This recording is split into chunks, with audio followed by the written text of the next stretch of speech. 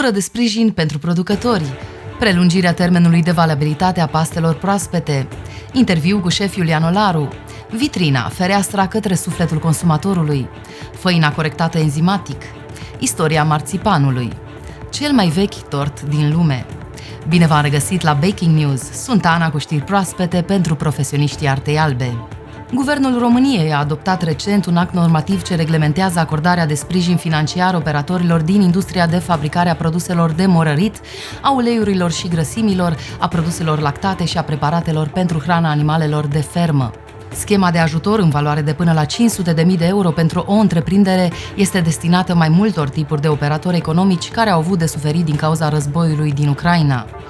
Banii sunt destinați compensării creșterii costurilor privind materiile prime, transportul sau producția. Bugetul total alocat acestei măsuri se ridică la 200 de milioane de euro. Prelungirea termenului de valabilitate a pastelor proaspete a devenit obiectul cercetării pentru un grup de oameni de știință italieni. Aceștia au descoperit o metodă prin care se poate prelungi perioada de valabilitate a pastelor proaspete cu 30 de zile, prin modificarea ambalajului, adăugarea de bioprotecții și utilizarea probioticelor cu efect antimicrobian. În 2022, vânzările de paste la nivel european au depășit 22,5 miliarde de euro și analiștii estimează și pentru perioada următoare o creștere anuală de 9,28%. Șef Iulian Olaru a demonstrat cum îți poți clădi o carieră de excepție printr-o voință de fier și perseverență. Cunoscut multora din emisiunea Șef la cuțite, Iulian Olaru își înscrie în palmares meniuri deosebite create ca executive chef la Le Chateau din București sau la Trattoria Garibaldi, tot din București, deserturi spectaculoase la cofetăria Deliciu Urban by Chef Iulian Olaru, dar și cooking show-uri desfășurate atât în cadrul Carnexpo Grill, cât și în diferite alte locații. Urmăriți interviul pe site-ul artaalbă.ro.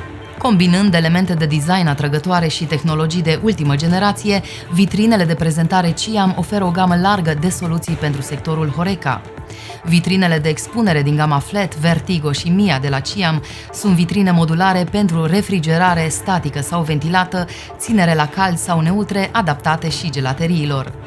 Întreaga gamă de produse marca Ciam este concepută să protejeze mediul înconjurător și să opereze cu un consum optim de energie.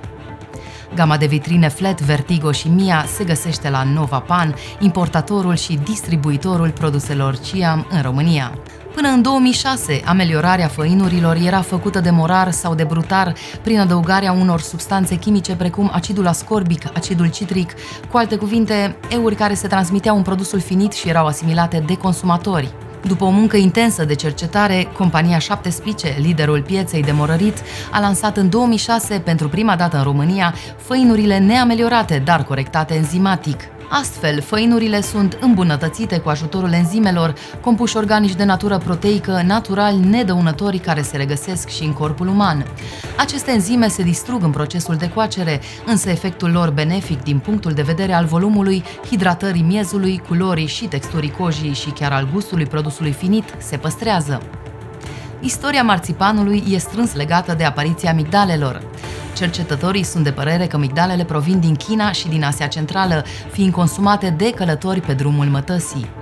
Prima atestare a marțipanului vine din secolul al XIX-lea și o găsim în cartea medicului persan Razes, care lăuda amestecul de migdale și zahăr ca remediu pentru boli. La fel ca toate alimentele considerate ca având proprietăți curative, marțipanul obținut din migdale a apărut inițial în farmacii.